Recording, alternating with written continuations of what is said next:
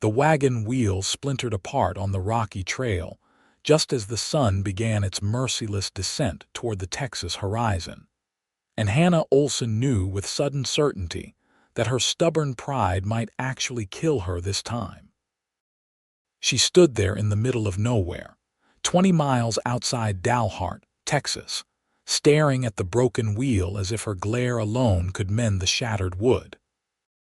The year was 1884, and she had been traveling alone for 3 weeks now, carrying everything she owned in this rickety wagon after her father's death left her with nothing but debt and a worthless deed to land that did not exist. The August heat pressed down on her shoulders like a physical weight, and her horse stamped nervously, sensing her distress. Hannah was 22 years old, tall and lean from years of hard work, with auburn hair that she kept tied back in a practical bun and green eyes that held both determination and exhaustion. She had left Kansas with hope in her heart and exactly $47 in her pocket, heading toward Dalhart, where her aunts supposedly lived. She had not seen Aunt Margaret in 15 years, but a letter had arrived just before her father died, inviting Hannah to come if she ever needed a fresh start. Well, she needed one now. The sound of hoofbeats made her turn sharply, her hand instinctively moving to the rifle propped against the wagon seat. A rider was approaching from the east, silhouetted against the orange sky. As he drew closer, Hannah could make out a tall man on a paint horse, wearing a dusty brown hat and a worn leather vest over a faded blue shirt. He sat his horse with the easy confidence of someone who had spent his entire life in the saddle. The stranger slowed as he approached, raising one hand in a peaceful gesture. Hannah kept her hand near the rifle. "Evening, miss," he called out when he was close enough to be heard without shouting. His voice was deep and carried a hint of concern. "Looks like you have got yourself some trouble there." Hannah straightened her spine and lifted her chin. "Nothing I cannot handle. Thank you for your concern." The man reined in his horse about 10 feet away, studying the broken wheel and then her face. He was probably in his mid-20s, with dark hair that curled slightly at his collar and brown eyes that held genuine worry. A day's worth of stubble shadowed his jaw, and dust covered his clothes like he had been riding for hours. "That wheel is pretty well destroyed," he said, dismounting with fluid grace.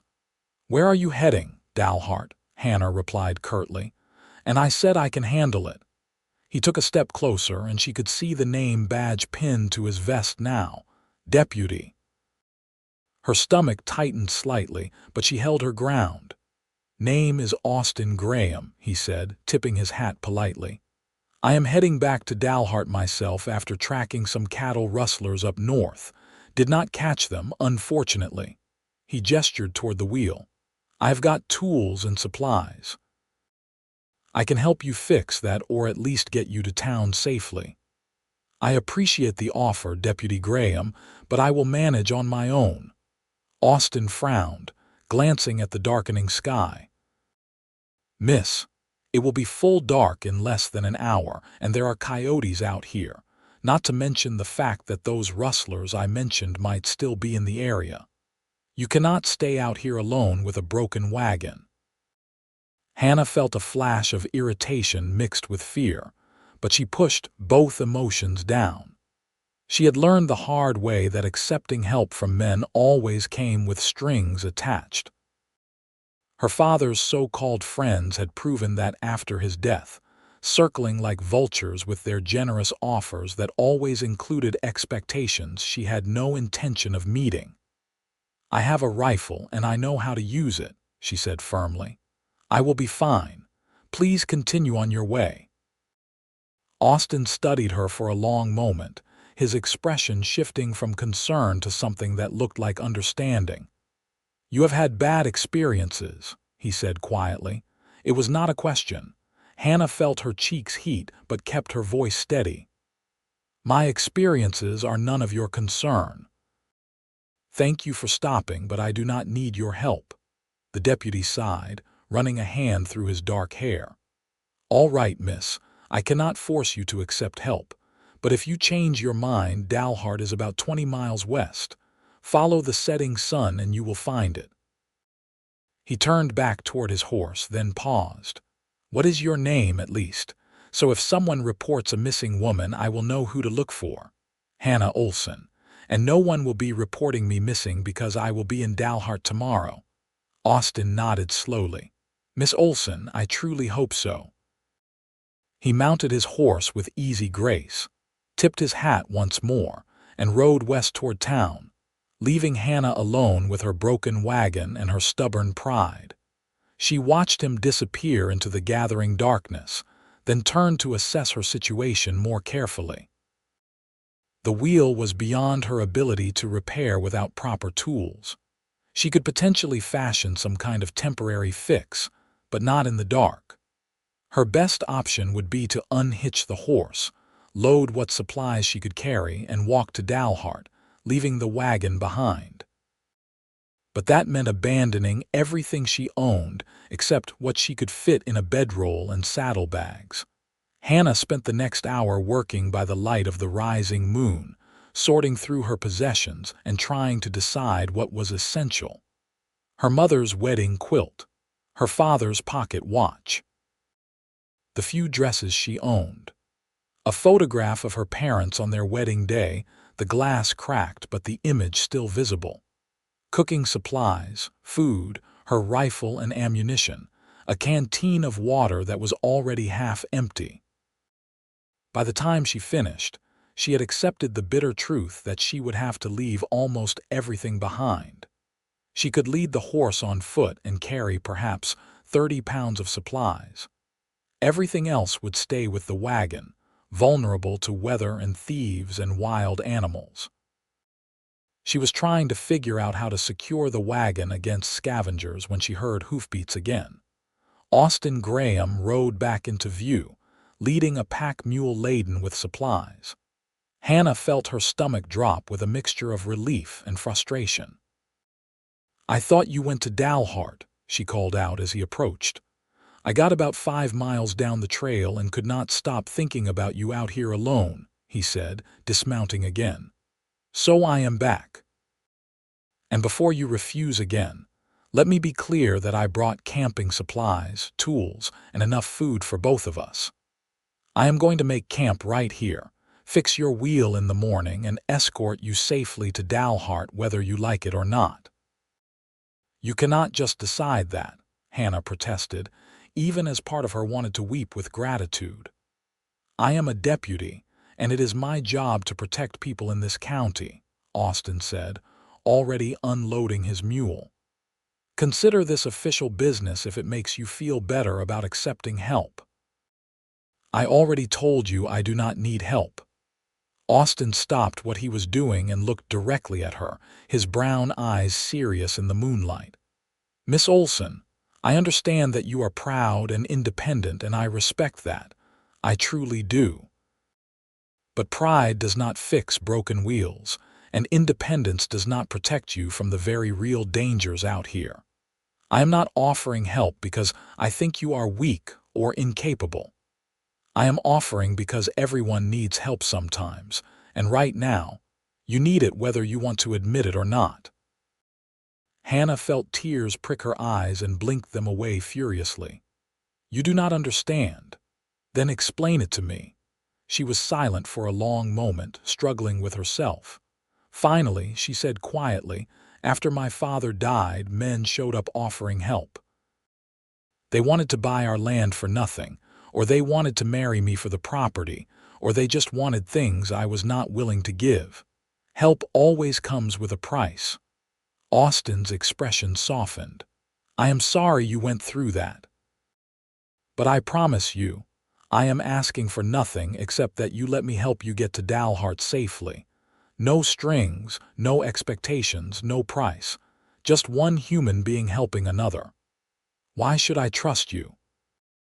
Because I am giving you my word as a lawman, and as a man raised by a good mother who would skin me alive if she knew I left a woman stranded in the wilderness." He paused. "And because deep down, I think you know you do not really have a choice.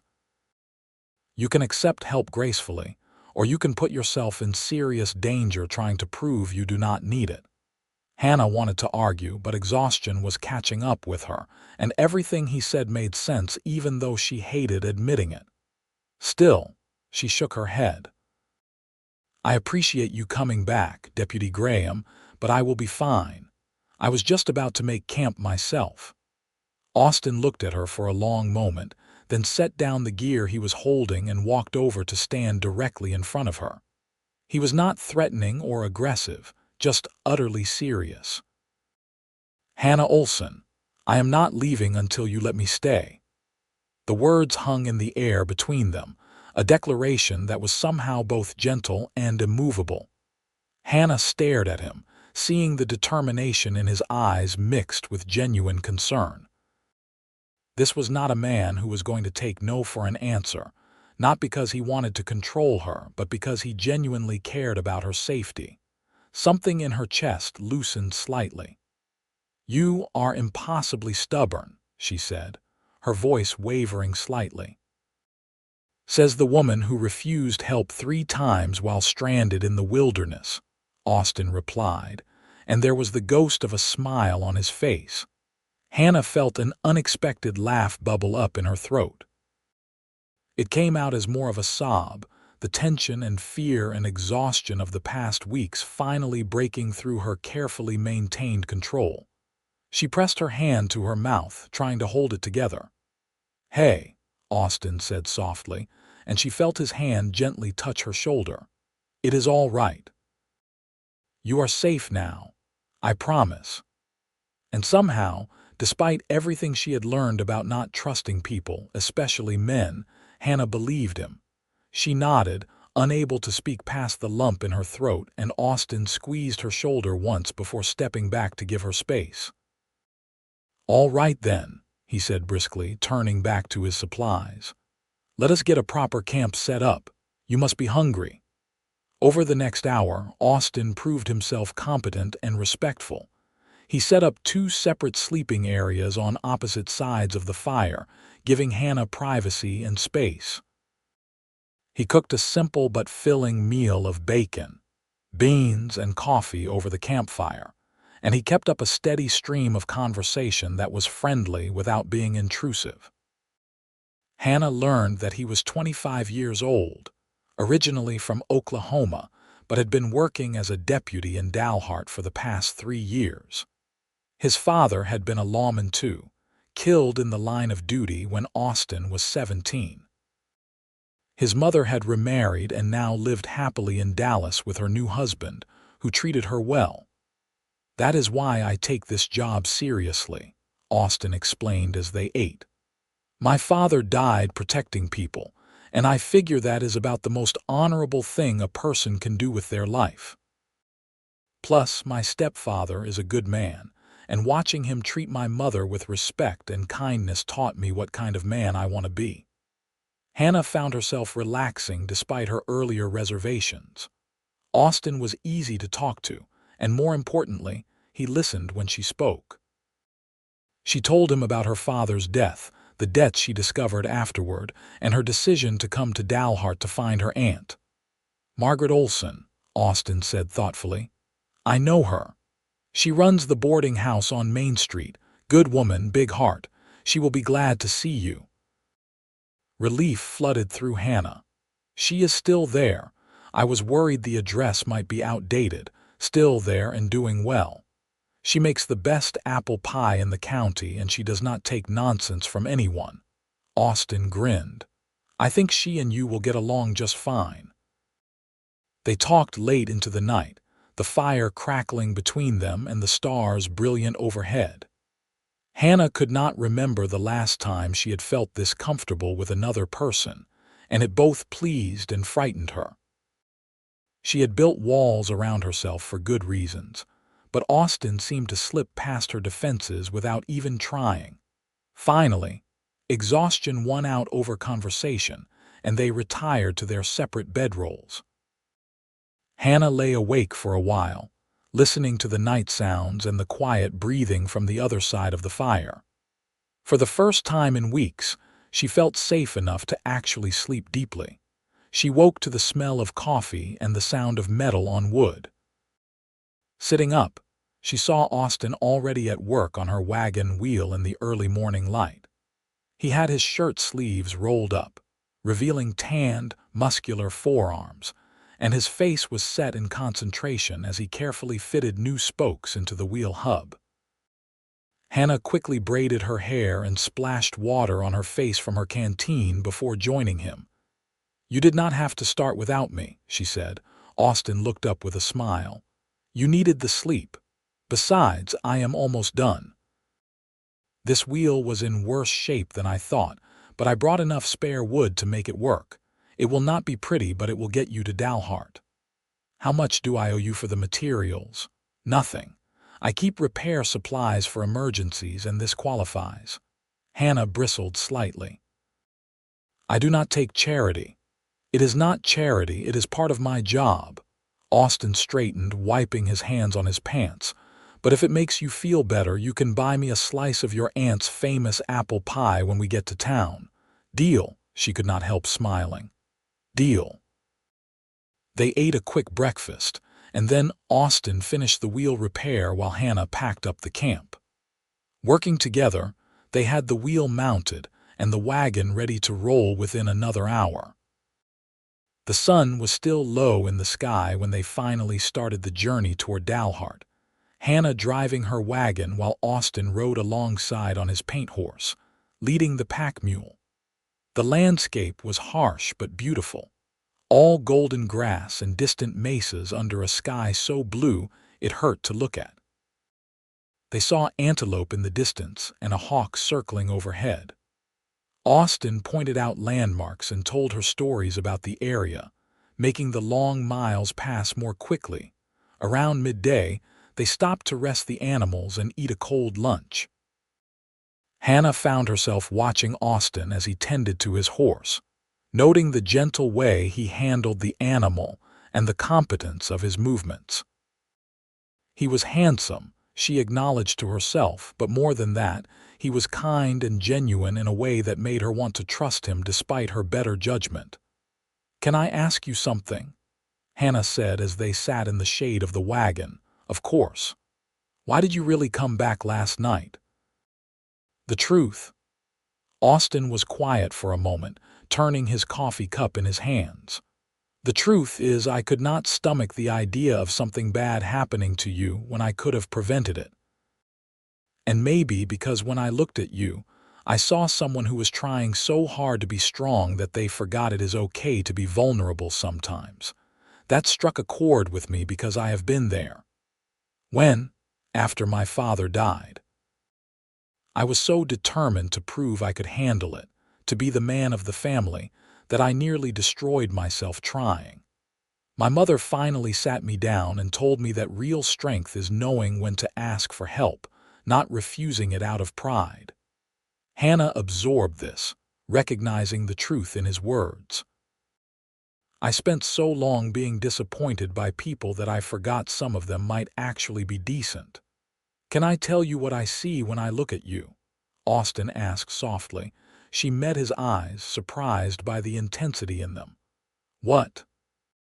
"I see someone brave enough to start over, smart enough to be cautious, and strong enough to survive things that would have broken other people. I see someone worth knowing." Hannah felt heat rise in her cheeks and something fluttered in her chest. "You barely know me." "Then I hope to change that." The air between them felt charged suddenly, and Hannah found she could not look away from his warm brown eyes.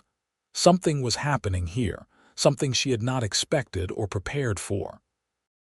She was starting to care about this cowboy deputy who had refused to leave her stranded, and that scared her more than any broken wheel or wilderness danger. They continued their journey, and as the afternoon wore on, Hannah found herself telling Austin things she had not shared with anyone. She told him about her mother dying when she was 12, how she had taken over running the household, while her father worked himself into an early grave trying to make their farm profitable.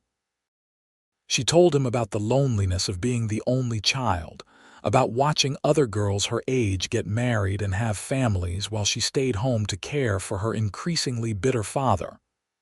"You want those things?" Austen asked. "Marriage, family. I used to," Hannah admitted. "But after watching my father turn into someone angry and resentful, after seeing how hard my mother worked for so little appreciation, I started to think maybe being alone was safer. Safer, maybe, but lonelier too." "Yes," she agreed quietly. "For what it is worth, I think the right person would be lucky to have you."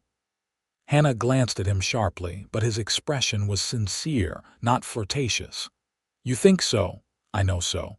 You are resourceful, intelligent, and you do not give up even when things are hard. Those are good qualities in a partner. What about you? Why have you not married?" Austen chuckled. "Mostly because I have been waiting for someone who sees me as more than just a badge or a paycheck. I want what my mother has with my stepfather: partnership, respect. Love that is not just about need but about genuinely enjoying each other's company." "That sounds nice," Hannah said wistfully. "It does it not?" They rode in comfortable silence for a while, and Hannah realized she was enjoying his company more than she had enjoyed anyone's in years. Austen had a way of making her feel heard and valued without making her feel weak or dependent. It was a rare gift. As the sun began to sink toward the horizon, the town of Dalhart finally appeared in the distance. Hannah felt a mixture of relief and disappointment. She was grateful to be reaching her destination, but she found herself not wanting this journey with Austen to end. The town was larger than she expected, with a proper main street lined with wooden buildings, a church steeple rising in the distance, and the sound of activity carrying on the wind. Horses were tied up outside a saloon, and she could see people moving along the wooden sidewalks. Austen guided her toward the center of town, pointing out the sheriff's office where he worked, the general store, and finally, a neat two-story building with a sign that read Olsen's boarding house. "There it is," he said with a smile. "Your aunt's place." Hannah felt her heart skip a beat as she pulled the wagon to a stop in front of the boarding house. The building was well maintained, with fresh white paint and cheerful curtains in the windows. Flower boxes held blooming petunias, and the porch looked welcoming. Before Hannah could climb down from the wagon, the front door opened and a woman emerged. She was in her 50s, with graying auburn hair pinned up in a bun, and the same green eyes Hannah saw in her own mirror every day. She wore a practical dress covered by an apron, and her face lit up with recognition and joy. "Hannah Olsen, Aunt Margaret," Hannah said, her voice catching with emotion. Margaret hurried down the porch steps and pulled Hannah into a fierce embrace the moment her feet hit the ground. "Oh, my dear girl, I am so glad you made it safely. I've been watching for you for weeks." Hannah hugged her aunt back, feeling tears slip down her cheeks. "I am sorry it took so long. I had some difficulties on the journey." "Well, you are here now, and that is what matters." Margaret pulled back to look at her niece properly, her eyes taking in the dust and exhaustion. Then she noticed Austen, who had dismounted and was standing respectfully nearby. "Austen Graham, did you escort my niece into town?" "Yes, madam." "Found her with a broken wagon wheel about 20 miles out, made some repairs and saw her safely here." Margaret's expression turned knowing. "I am sure there is a story there, but it can wait until Hannah has had a proper meal and a bath." She linked her arm through Hannah's. "Come inside, dear. I have a room all ready for you." Hannah turned to Austen, suddenly not wanting to part ways. "Thank you for everything." "My pleasure, Miss Olsen." He tipped his hat, and his eyes held a warmth that made her pulse quicken. "I hope to see you again soon." "I would like that." Margaret watched this exchange with obvious interest, then patted Hannah's arm. "Austin, you come by tomorrow for supper, 6 o'clock sharp, and bring your appetite because I am making pot roast." "I would not miss it, Miss Margaret," Austin said with a grin. As Margaret led Hannah inside, Hannah looked back once to see Austin watching them. He raised a hand in farewell, and she waved back, feeling strangely bereft as he rode away. The interior of the boarding house was warm and inviting, with comfortable furniture and the smell of fresh bread in the air. Margaret led Hannah upstairs to a sunny room at the front of the house, with a real bed, a washstand, and lace curtains. "This is beautiful," Hannah said softly. "It is yours for as long as you need it," Margaret said firmly. "Now, I will have my hired girl bring up hot water for a bath, and then you are going to tell me everything that happened since your father died." Over the next few hours, Hannah did exactly that. She soaked in a hot bath that felt like heaven, then dressed in a clean dress that Margaret provided since most of Hannah's clothes were still packed in her wagon. They sat in Margaret's private sitting room, and Hannah poured out the whole story about her father's death, the debts, the men who had tried to take advantage of her vulnerability, and her decision to come to Dalhart. Margaret listened with understanding and compassion, occasionally making angry noises when Hannah described the worst of it. "Well, you are safe now," Margaret said when Hannah finished. "This is your home for as long as you want it. And if any man tries to bother you, he will have to go through me." Hannah smiled through her tears. "Thank you, Aunt Margaret. I do not know what I would have done if you had not invited me here." "Family takes care of family," Margaret said firmly, then her expression turned sly. "Now, tell me about Austin Graham." Hannah felt her cheeks heat. "What about him? Do not play coy with me, girl. I saw the way you two looked at each other, and I know Austin well enough to know he does not escort just anyone into town with that particular expression on his face. I only met him yesterday." "Sometimes that is all it takes." Margaret leaned forward. "Austin is a good man, Hannah, one of the best in this town. His father was a friend of mine before he died, and I have watched Austin grow into a fine young man. He is honest, hardworking, and treats women with respect." "He came back," Hannah said softly. "After I refused his help, he came back and said he was not leaving until I let him stay." Margaret smiled. "That sounds like Austin. He has always been stubborn when it comes to doing the right thing." "I do not know if I am ready for anything like that," Hannah admitted. "I came here to start over, not to jump into some kind of romance. Who says you have to jump into anything? But do not close yourself off completely either. Sometimes the best things in life come when we are not looking for them." Hannah thought about this as she helped Margaret prepare supper for the boarding house residents. There were 4 other people staying there at the moment. An elderly couple passing through on their way to visit family in New Mexico, a traveling salesman, and a young school teacher named Sarah, who had just arrived to teach at Dalhart's one-room schoolhouse. The meal was lively and pleasant, and Hannah found herself relaxing into the company. This felt like a real home, full of warmth and life, and she was deeply grateful to have found her way here. That night, lying in her comfortable bed, Hannah thought about Austin. She replayed their conversations, remembered the warmth in his eyes, and acknowledged to herself that she was attracted to him. But attraction was easy. Trust was hard, and she had learned that the hard way still. Maybe Aunt Margaret was right. Maybe she did not have to close herself off completely. Maybe she could take things slowly and see what developed. The next day, Margaret put Hannah to work helping around the boarding house. There was plenty to do: cooking, cleaning, doing laundry, and tending the small garden out back. Hannah threw herself into the work, grateful for the distraction and the chance to earn her keep. Around mid-morning, a knock at the door revealed a young man with a wagon. "Delivery for Hannah Olsen," he said cheerfully. Hannah came to the door, confused. "I did not order anything." "Deputy Graham asked me to fetch your wagon from the livery and bring it here. Said you would know what to do with it." Sure enough, there was her wagon with all her possessions still safely loaded inside. Hannah felt her heart squeeze. Austin must have taken care of stabling it the night before and arranging for its delivery. Margaret helped her unload the wagon, and they carried Hannah's things up to her room. It did not take long because she did not own much, but having her mother's quilt and her father's pocket watch nearby made the room feel more like hers. "That was thoughtful of Austin," Margaret commented, echoing Hannah's own thoughts.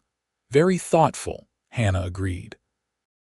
As 6 o'clock approached, Hannah found herself growing nervous about seeing Austin again. She changed her dress twice, finally settling on a simple blue cotton that Margaret said brought out her eyes. She left her hair down for once, just pulled back at the sides, and tried not to think too hard about why she was making such an effort. Austin arrived exactly at 6, freshly shaved and wearing clean clothes. He brought flowers for Margaret and a smile for Hannah that made her heart flutter. "Miss Olsen," he said, and there was something warm and pleased in his voice. "You look lovely. Thank you, and thank you for arranging for my wagon to be delivered. Could not have you worrying about it." Supper was delicious and the conversation flowed easily. Margaret had also invited Sarah the schoolteacher, and the four of them talked about everything from the upcoming harvest festival to politics, to the latest gossip from town. Austin was intelligent and well-spoken, and Hannah found herself impressed by his thoughtfulness and the respect he showed for everyone at the table. After the meal, Margaret somehow managed to arrange for Sarah to help her with dishes while Hannah and Austin ended up on the front porch, watching the sun set over Dalhart. "Your aunt is not subtle," Austin said with amusement. Hannah laughed. "Not even a little bit."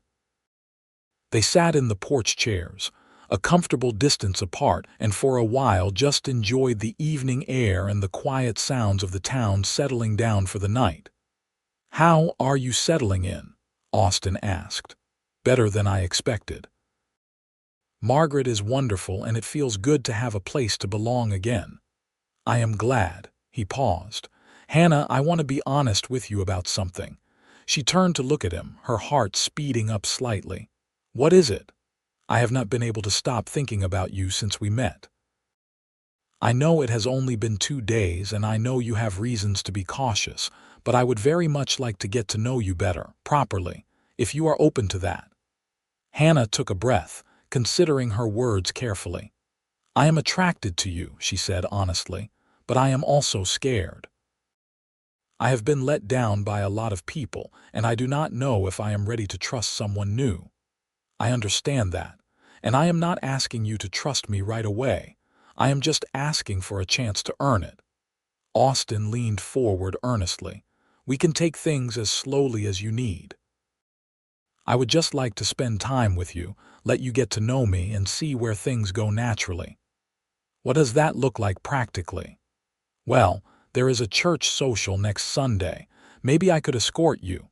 And there is the Harvest Festival coming up in a few weeks. We could walk around together, try the different food stands, maybe dance if you are comfortable with that." Hannah found herself smiling. "That sounds nice. So, is that a yes?" "It is a cautious yes." Austin grinned, and the joy on his face made Hannah feel warm all over. "I will take a cautious yes over a no any day." They talked for another hour, and Hannah learned more about Austin's life. He had a younger sister who was married and living in Colorado. He enjoyed reading, which surprised her until he explained that his mother had been a schoolteacher before marrying his father. He was good with horses and hoped to have a ranch of his own someday, but for now, he was content with his work as a deputy. "What about you?" he asked. "What do you want for your future?" Hannah thought about it. Honestly, I have been so focused on just surviving that I have not thought much about what I actually want. But I suppose I want to feel safe and valued. I want to wake up without dread in my chest. And maybe someday, I want a family of my own, but only if it is with someone who sees me as an equal partner. Those seem like good goals, Austin said softly. And for what it is worth, you deserve all of that and more. When Austin finally left that night, he took Hannah's hand gently and raised it to his lips, pressing a soft kiss to her knuckles. It was old-fashioned and courtly, and it made Hannah's breath catch. "Good night, Hannah. I will see you on Sunday." "Good night, Austin." Margaret was waiting inside with a knowing smile. "That young man is smitten with you. We barely know each other." "Feelings do not always wait for logic to catch up." Margaret hugged her niece. "Just keep an open heart, dear. That is all I ask." The following days fell into a comfortable rhythm. Hannah helped Margaret run the boarding house, and she quickly became indispensable with her organizational skills and hard work. She met more of the townspeople, who were mostly friendly and welcoming. A few of the women were curious about her relationship with Austin, having seen them together, but Margaret shut down any gossip firmly. Austin stopped by several times during the week, sometimes on official business, but often just to say hello. He brought Hannah a book he thought she might enjoy, helped repair a loose board on the porch, and made a point of greeting her whenever they crossed paths in town. Sunday arrived, and Austin escorted Hannah to church. She wore her best dress, which was not much, but Margaret had lent her a pretty shawl to complete the outfit. Walking into the church on Austin's arm, feeling the weight of curious stares, Hannah held her head high. She had nothing to be ashamed of. The service was simple but meaningful, and afterward, the church social was held in the field behind the building. Long tables were laden with food brought by the congregants, and children ran around playing while adults socialized. Austin introduced Hannah to what felt like half the town. There was Sheriff Tom Carter, Austin's boss, who was a gruff but kind man in his 50s. There was Doc Henley and his wife Martha. There were ranchers and shopkeepers, farmers and craftsmen. Most were friendly, though Hannah noticed a few of the younger women giving her assessing looks. "Pay them no mind," Austin whispered. "They are just jealous." "Jealous of what?" "That I am with you instead of them." Hannah felt pleased despite herself. They filled plates with food and found a spot under a tree to eat. The fried chicken was delicious, and there were at least 6 different types of pie to choose from. Austin made her laugh with stories about his work, carefully edited to avoid anything too disturbing. "Last week, I had to arrest a man for being drunk and disorderly," he said. But the problem was he was not being disorderly at all. He was just sitting in the middle of Main Street singing hymns at the top of his lungs at 3 in the morning. Hannah giggled. "What did you do?" "Let him sleep it off in a cell and released him in the morning with a warning." He was terribly embarrassed when he sobered up. As the afternoon wore on, someone brought out a fiddle and started playing music. Soon there was dancing, with couples spinning and laughing in the open field. Austin stood and offered his hand to Hannah. "May I have this dance?" Hannah hesitated. "I am not very good." "Neither am I. We can be not very good together." She let him lead her to where others were dancing, and he placed one hand gently on her waist while holding her other hand. The fiddle played a simple waltz, and they moved together clumsily at first, then with growing confidence. "See, you are a natural," Austin said. "You are a liar, but a kind one."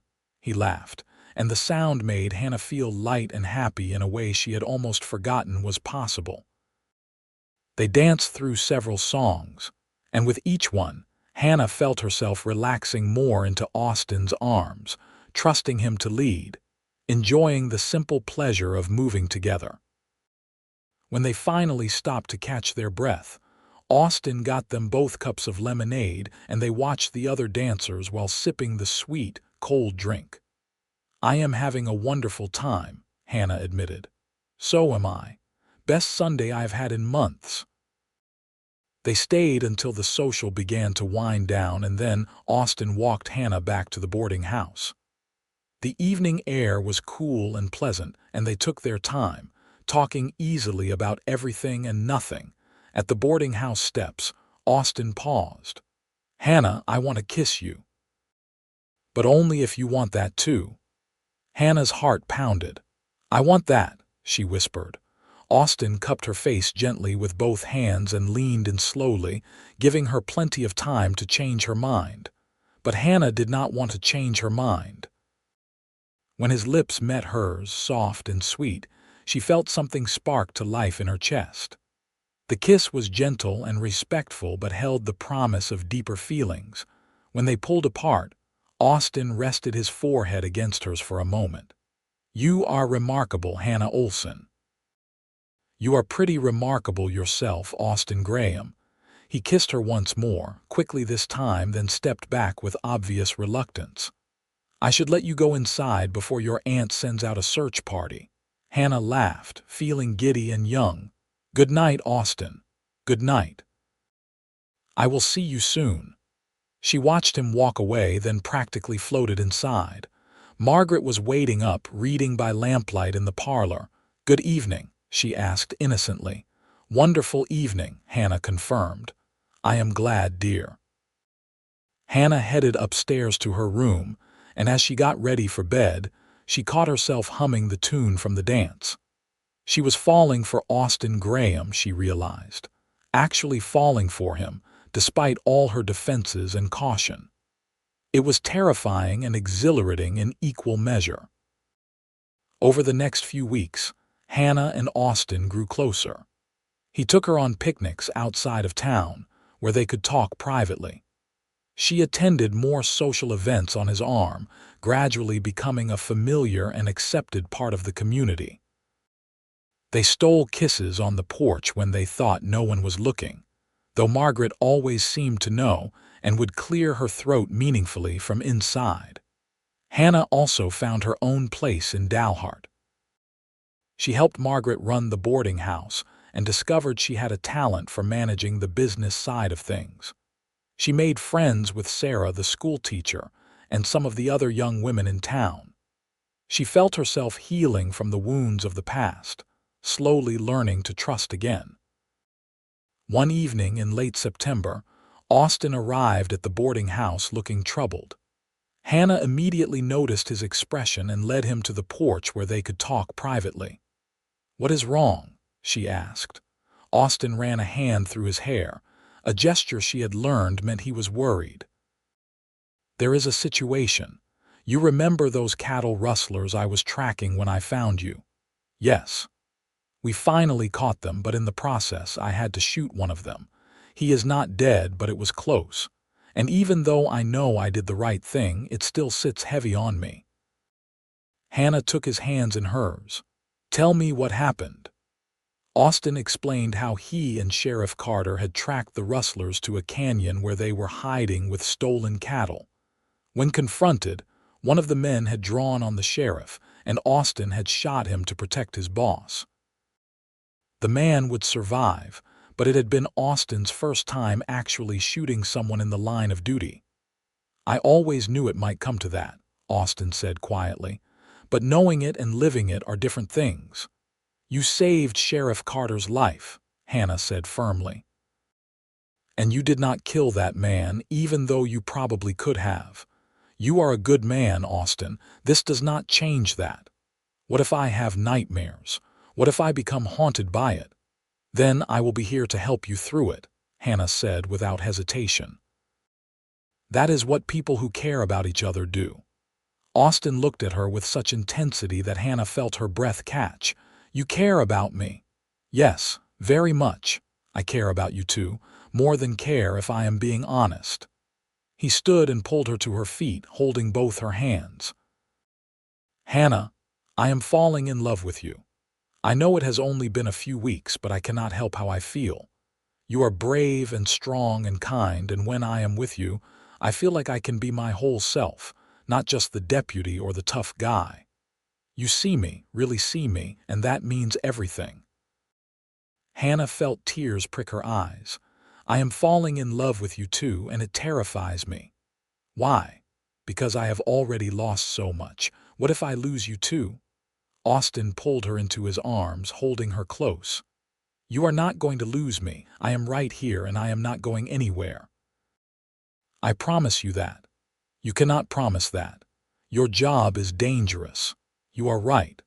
I cannot promise I will never be in danger, but I can promise that I will do everything in my power to come home to you, and I can promise that every day I have with you is a gift I will cherish." Hannah buried her face in his chest, breathing in his familiar scent of leather and soap and something uniquely Austin. "I want to believe that." "Then believe it. Trust me, Hannah. Trust us." She pulled back to look up at him. "I do trust you. That is the scariest part." Austin smiled and kissed her forehead, then her nose, then finally her lips. "Let it be scary. Some things are worth being scared for." They stood there on the porch, holding each other as the stars came out overhead. Hannah felt something shift inside her, a final wall crumbling. She had been so focused on protecting herself that she had forgotten how good it felt to truly connect with another person. "Austin." "Yes, stay for supper. Margaret always makes extra. I would love to." They went inside hand in hand, and Margaret took one look at their faces and smiled knowingly. "Set another place. Hannah dear, looks like we have company." That night set a new pattern. Austin became a regular fixture at the boarding house, joining them for meals several times a week. He helped with repairs and chores, never complaining, always willing to lend a hand. The other boarders grew used to seeing him around, and several commented that he and Hannah made a fine couple. The Harvest Festival arrived in early October, and it was the biggest event Dalhart had seen all year. The entire town turned out for games, competitions, food, and dancing. Hannah wore a new dress that Margaret had helped her make from fabric Austin had quietly purchased at the general store. It was deep green to match her eyes, and when Austin saw her, his expression made her feel beautiful.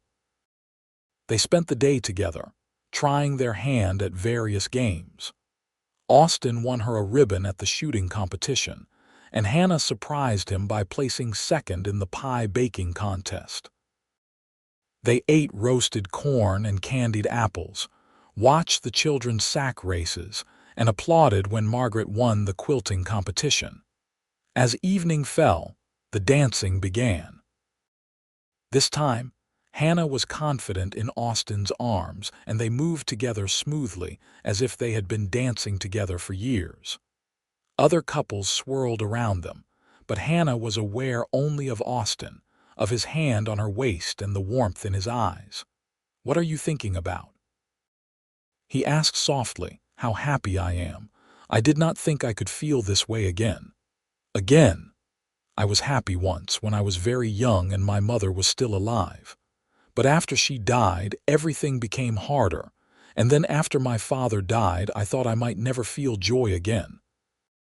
But here I am, in a town I barely know, with people I have only just met, and I feel like I have come home." Austin's expression grew serious.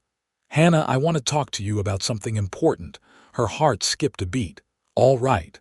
Not here tomorrow." "Can I take you on a ride outside of town?" "Of course." They finished the dance, but Hannah's mind was spinning with possibilities. What did Austin want to talk about? Was it something good or something bad? She tried not to let her anxiety show, but Austin knew her well enough by now to sense her tension. "It is nothing bad," he assured her as he walked her home. "I promise. Actually, I think it is something very good, but I want to do this properly with time and privacy." That night, Hannah barely slept. She kept replaying Austin's words, trying to guess what he wanted to say. Margaret noticed her distraction over breakfast but did not press, just gave her an encouraging smile. Austin arrived mid-morning on his paint horse, leading a gentle mare for Hannah. He had packed a lunch in his saddlebags, and they rode out to a spot he knew near the creek that ran a few miles outside of town. It was beautiful there, with cottonwood trees providing shade and the water gurgling peacefully over smooth stones. They spread a blanket and sat down, and Austin unpacked the food Margaret had helped him prepare, but neither of them ate immediately. The air felt charged with anticipation. Finally, Austin turned to face Hannah directly. "I have been thinking about our future, about my future, and I realized that I cannot imagine it without you in it." Hannah's breath caught. "I know we have not known each other long by conventional standards. It has been about 6 weeks since I found you on that trail. But in those 6 weeks, I have come to know you better than I have known anyone. I know you are stubborn and proud and fiercely independent.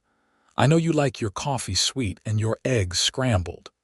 I know you hum when you are happy and get quiet when you are worried. I know you would give your last dollar to someone in need, and I know you have one of the biggest hearts of anyone I have ever met." "Austin, let me finish," he said gently. "I know I am just a deputy with modest means. I do not have much to offer except my word and my heart. But both of those are yours completely and forever if you will have them. Hannah Olsen, will you marry me?" Hannah felt tears streaming down her face, but for once they were purely tears of joy.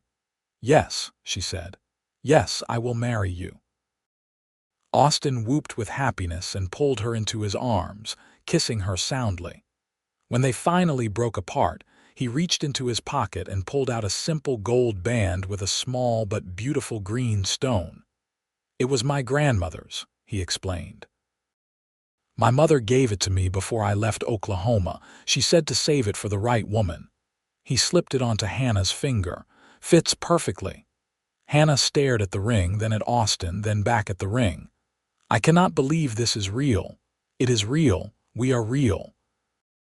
And we are going to have a beautiful life together." They spent the rest of the afternoon making plans.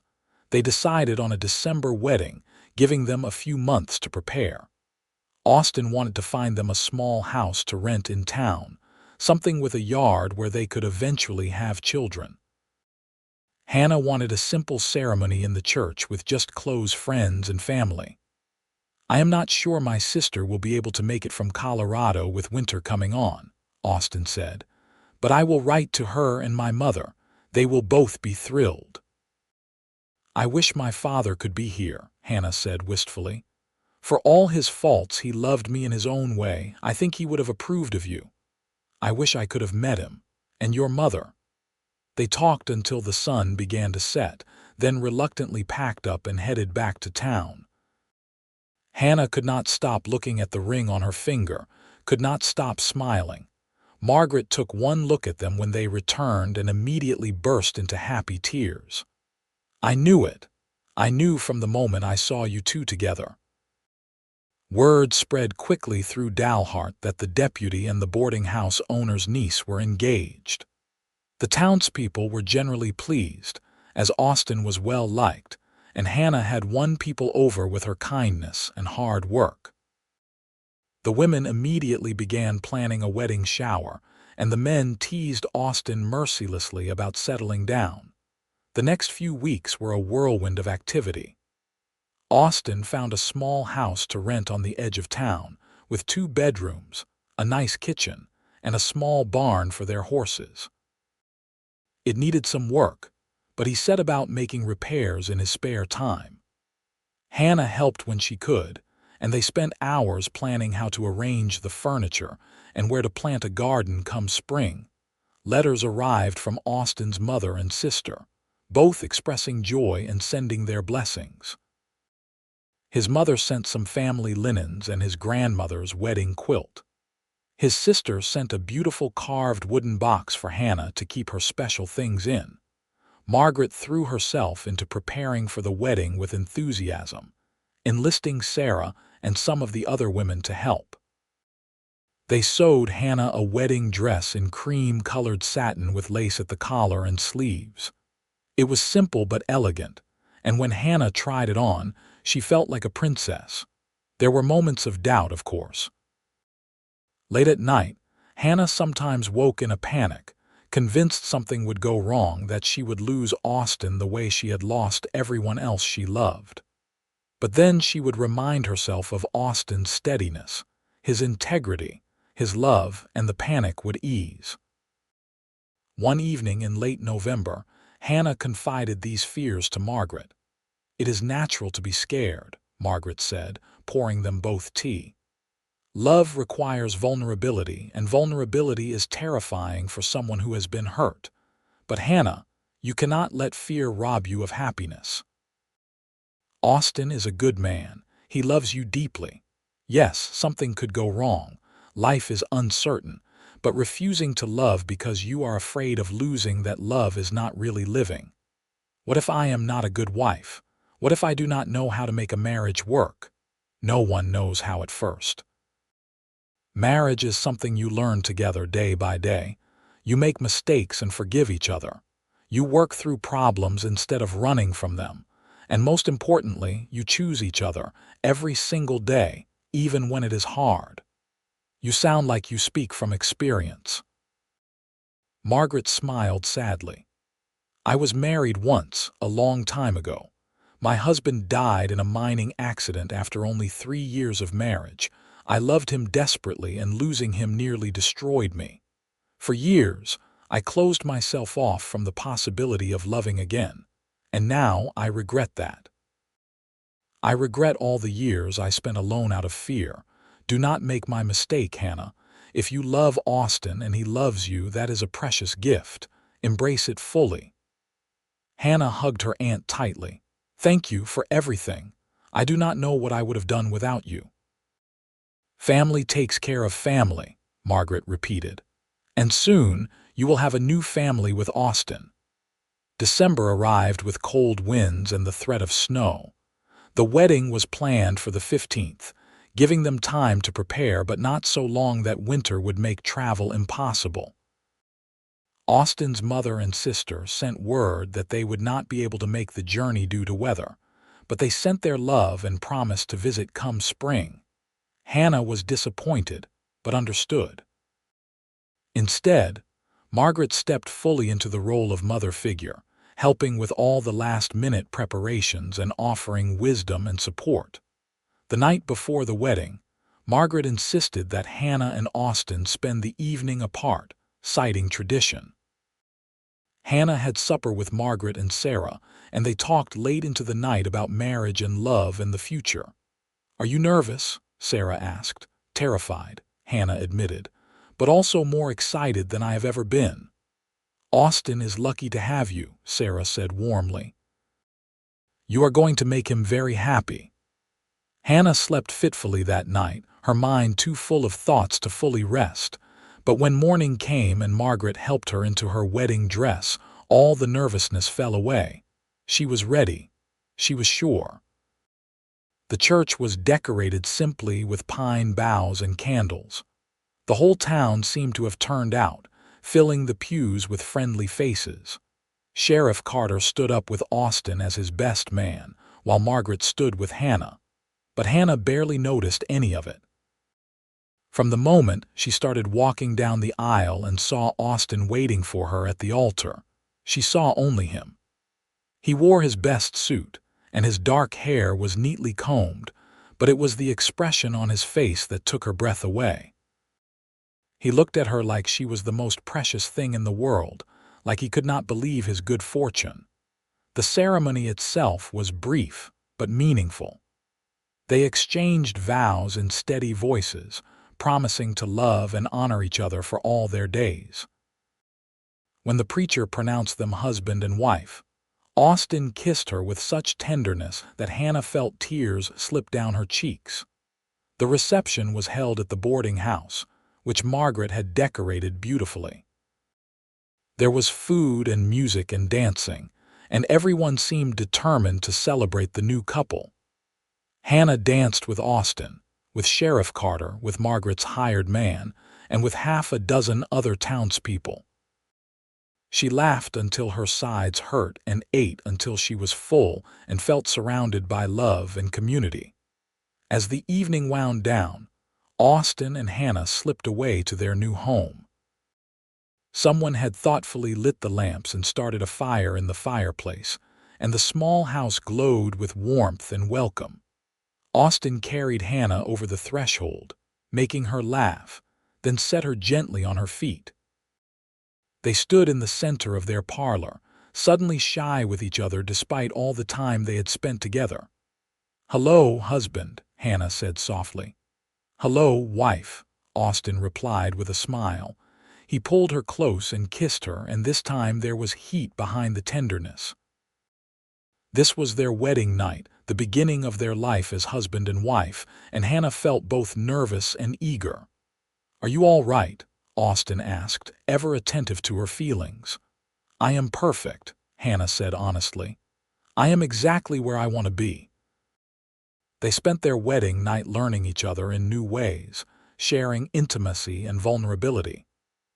Austin was patient and gentle, making sure Hannah felt safe and cherished. When they finally fell asleep in each other's arms, Hannah felt a peace she had not known in years. The next morning, they woke to the first real snowfall of the season. Hannah stood at the window watching the flakes fall while Austin made coffee. He came up behind her and wrapped his arms around her waist, resting his chin on her shoulder. "What are you thinking?" he asked. "I am thinking about how different my life is now compared to a few months ago. When I left Kansas, I was running from pain and loss. I had no idea I was running toward love and home. I am glad you ended up in Texas. I am glad you broke your wagon wheel right where I could find you." Hannah turned in his arms to face him. "I am glad too, and I am glad you refused to leave me there alone. I told you I was not leaving until you let me stay. I meant it then and I mean it now. You are stuck with me, Hannah Graham." "Hannah Graham," she repeated, testing out her new name. "I like the sound of that." "So do I." They spent the day settling into their new life together. It was Sunday, so Austin did not have to work, and they took their time unpacking Hannah's belongings and arranging the house to their liking. Everything felt perfect, from the way their possessions looked mixed together on the shelves to the way they moved around each other in the small kitchen. Over the next weeks and months, they settled into a comfortable rhythm. Austin worked his shifts as deputy, and Hannah continued helping Margaret at the boarding house while also maintaining their own home. They had supper together every night, and Austin would tell her about his day while she shared the town gossip and news. Winter was cold but not unbearable, and they spent many evenings sitting by the fire, Hannah reading aloud while Austin worked on leather repairs or cleaned his guns. They made love and talked about their dreams and learned all the small, intimate details of sharing a life together. Hannah learned that Austin sang off-key in the bath and always forgot to hang up his coat. Austin learned that Hannah was not cheerful before her first cup of coffee and that she had nightmares sometimes about her father's death. They learned how to comfort each other, how to make each other laugh, and how to work through disagreements without letting anger fester. In February, Austin came home with unexpected news. "The sheriff is retiring at the end of the year. He offered me the position." Hannah's eyes widened. "Sheriff Graham, that has a nice ring to it. It is more money and more responsibility. We could maybe save up to buy our own place instead of renting. Maybe get some land for a ranch like I have always wanted." "You would be wonderful at it," Hannah said confidently. "You are fair and brave and everyone respects you." Austin pulled her into his arms. "I could not do it without you, you know. Knowing I have you to come home to, knowing you support me, that makes all the difference." "We are partners," Hannah said. "Your dreams are my dreams." In March, Austin's mother and sister finally made the journey to Dalhart to meet Hannah. His mother, Clara, was a warm, energetic woman in her 50s who embraced Hannah like a daughter from the moment they met. His sister, Amy, was 23 and newly pregnant with her second child. They stayed for 2 weeks, and Hannah loved getting to know Austin's family and hearing stories about his childhood. "He was such a serious little boy," Clara said over tea one afternoon. "Always trying to help, always looking out for others. Even when his father died, he tried to be strong for me and Amy. I had to remind him it was all right to grieve. He still tries to be strong for everyone," Hannah said. "It is one of the things I love about him, but sometimes I worry he does not take care of himself." "That is where you come in," Clara said with a knowing smile. "Make sure he knows he can be vulnerable with you. That is what marriage is really about." When Clara and Amy left, they made Hannah promise to visit Colorado sometime. "You are family now," Amy said, hugging her tightly. "We want to know you." Spring arrived with wildflowers and warmer weather. Hannah planted a garden and Austin helped till the soil and build a fence to keep out rabbits. They planted tomatoes and beans, squash and corn, working together in the cool evenings. In May, Hannah realized she had missed her monthly courses. At first, she thought it was just stress or a change in routine, but when she missed a second month, she went to see Doc Henley's wife, Martha, who served as a midwife for the community. Martha examined her gently and then smiled. "Congratulations, my dear. You are expecting a baby. I would say you are about 3 months along, so you should deliver sometime in November." Hannah felt a rush of emotions, fear and joy and excitement all mixed together.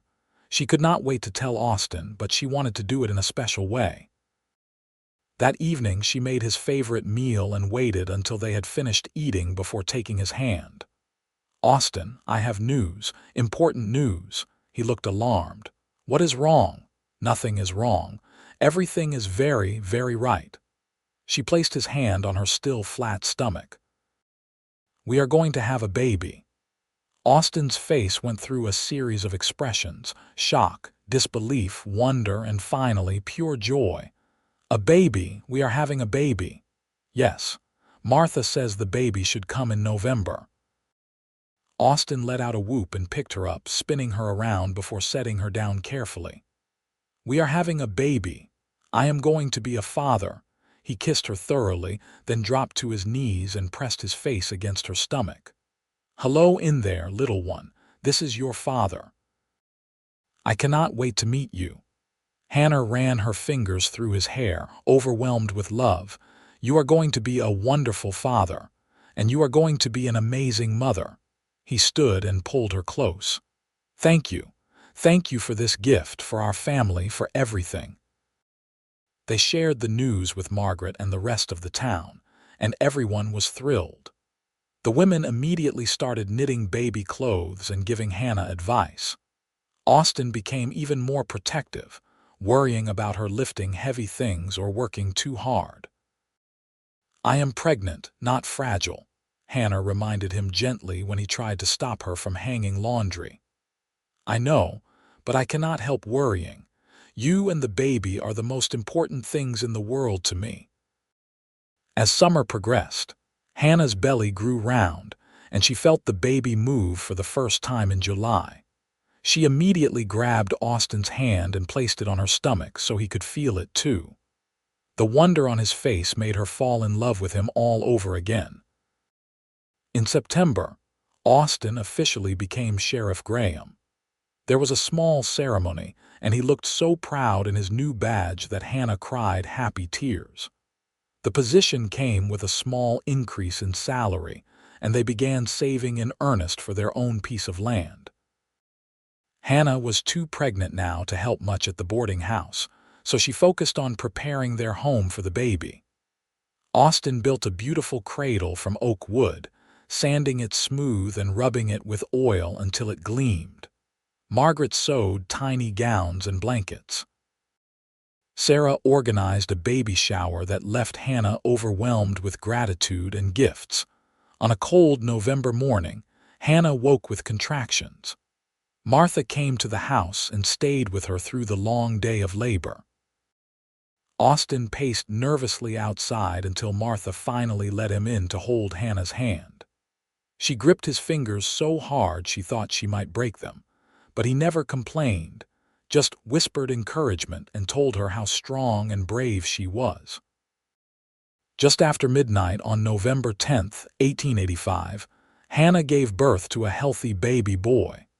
He came into the world screaming lustily, and when Martha placed him in Hannah's arms, she felt her heart expand in ways she had not known were possible. "He is perfect," she whispered, studying his tiny face. Austin sat beside her on the bed, one arm around her shoulders, staring at his son with awe. "He really is. Look at him. He has your nose. And your eyes, I think. What should we name him?" They had discussed names but had not decided on anything definite. Hannah thought about it, looking at her son, and suddenly knew. Thomas James Graham. Thomas for your father, James for mine." Austin's eyes filled with tears. "That is perfect. Hello, Thomas. Welcome to the world, son." The next weeks were a blur of sleepless nights and learning how to care for a newborn. Thomas was a good baby, but he still needed constant attention. Hannah was exhausted and sore, but every time she looked at her son, she felt overwhelmed with love. Austin helped as much as he could, changing diapers, walking Thomas when he was fussy, and making sure Hannah rested and ate properly. Margaret visited daily, bringing food and helping with chores. The townspeople stopped by with gifts and advice. Sarah brought books to read to the baby. Clara and Amy sent a package with a beautiful christening gown and more baby clothes. As winter settled in, Hannah sometimes found herself reflecting on how much her life had changed. Just over a year ago, she had been alone and desperate, broken down on a dusty trail with no hope in sight. And then Austin had ridden into her life and refused to leave. He had been patient when she pushed him away. He had been persistent when she tried to refuse his help. He had been understanding when she explained her fears. And he had been there, steadfast and true, waiting for her to learn to trust again. Now here she was, sitting in a rocking chair by the fire in their cozy home, nursing their son while her husband dozed in the chair beside her. She had a family, a community, a life full of love and purpose.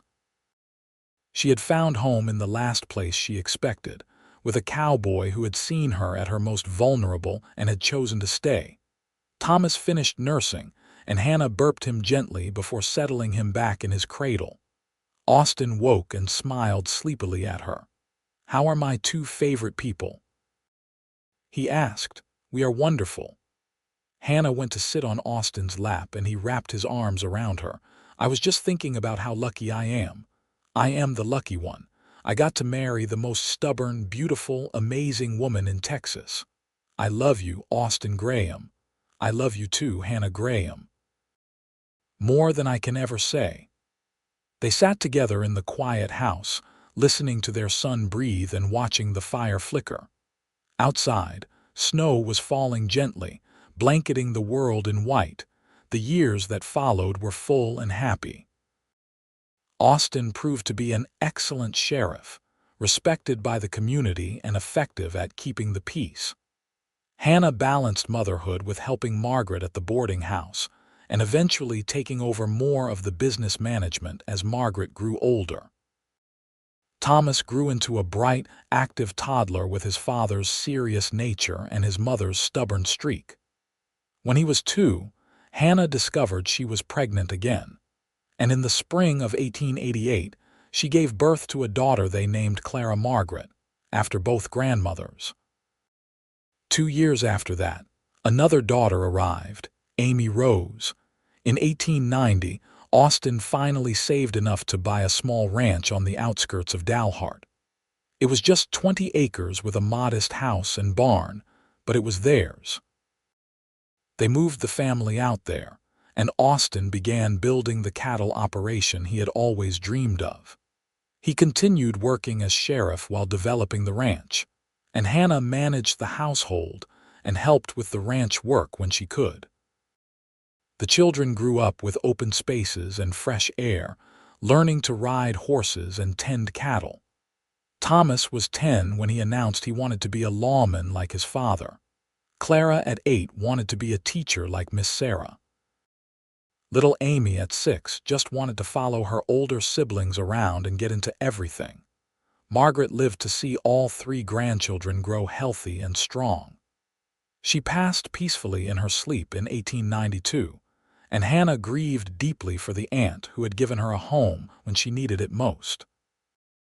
They buried Margaret in the Dalhart Cemetery with a headstone that read, "Beloved Aunt and Friend." Austin's mother and sister visited regularly, and Hannah and the children made several trips to Colorado over the years. The families remained close, with the cousins playing together and letters exchanged frequently. As the children grew older and more independent, Hannah and Austin had more time for each other. They would take evening rides around the ranch, checking on the cattle and watching the sunset. They would sit on the porch after the children were in bed, holding hands and talking about everything and nothing. "Do you ever think about that day I found you on the trail?" Austin asked one evening when they were in their late 30s. "All the time," Hannah admitted. "I think about how scared I was, how convinced I was that I did not need help. I was so sure that accepting help meant giving up my independence." "What changed your mind?" "You did. When you said you were not leaving until I let you stay, I realized you were not trying to control me or take advantage. You just genuinely cared. And that was something I had not experienced in so long that I had forgotten what it felt like." Austin pulled her close.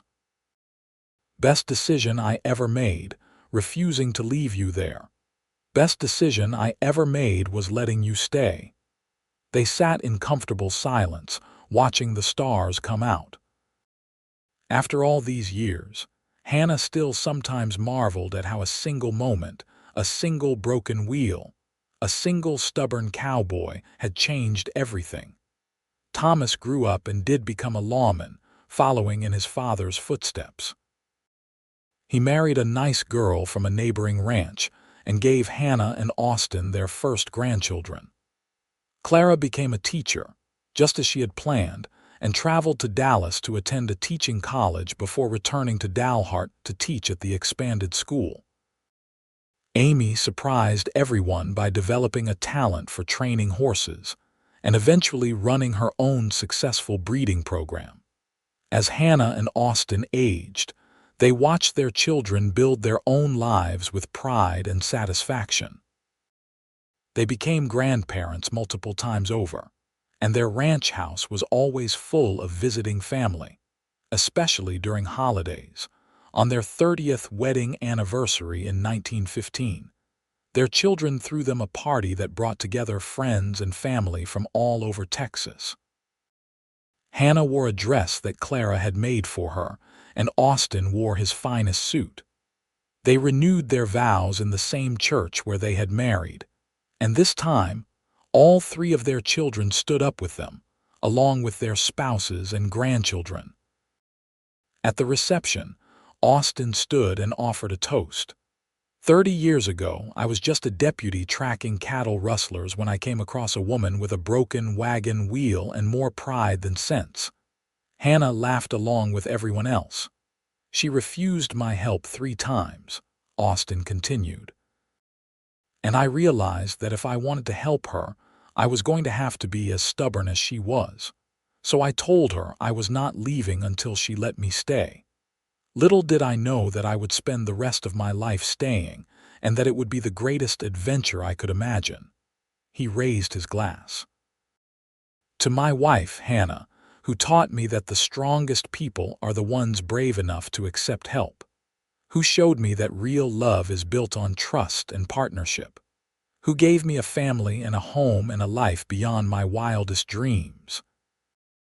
I love you, and I would make the same choice 1,000 times over. Hannah stood and kissed him to thunderous applause. "And I would let you stay every single time." As the party went on around them, Hannah looked at their 3 children, now grown with families of their own. She looked at Austin, gray at the temples but still strong and handsome, still the man who had refused to abandon her. She thought about the long journey from that broken wagon to this moment, all the joys and sorrows, the challenges and triumphs. She had left Kansas running from pain, convinced she was destined for loneliness. Instead, she had found love with a cowboy who saw past her walls to the woman underneath, who was patient when she was stubborn, gentle when she was scared, and steadfast when she tried to push him away. They had built a life together, a family, a legacy. And it had all started because Austin Graham had looked at a stranded woman and decided she was worth fighting for, even when she fought back. That night, lying in bed in their ranch house with moonlight streaming through the window, Hannah turned to Austin. Even after 30 years, he still reached for her hand before falling asleep. "Thank you," she whispered. "For what? For not leaving. For staying. For choosing me every day for 30 years. Austin rolled to face her, his brown eyes still as warm as they had been that first day. "Choosing you has been the easiest decision of my life, and I will keep choosing you for as many years as we have left. I love you. I love you too."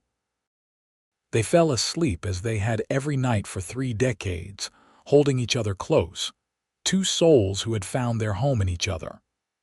Outside, the Texas wind whispered through the grass, and the stars shone bright over the ranch that love had built. Hannah's last thought before sleep claimed her was a prayer of gratitude for broken wagon wheels, for stubborn cowboys, and for second chances. She had refused help until she could not anymore, and in accepting it, she had found everything she never knew she needed. She had found love. She had found family. She had found home, and it had all begun with a man who refused to leave until she let him stay.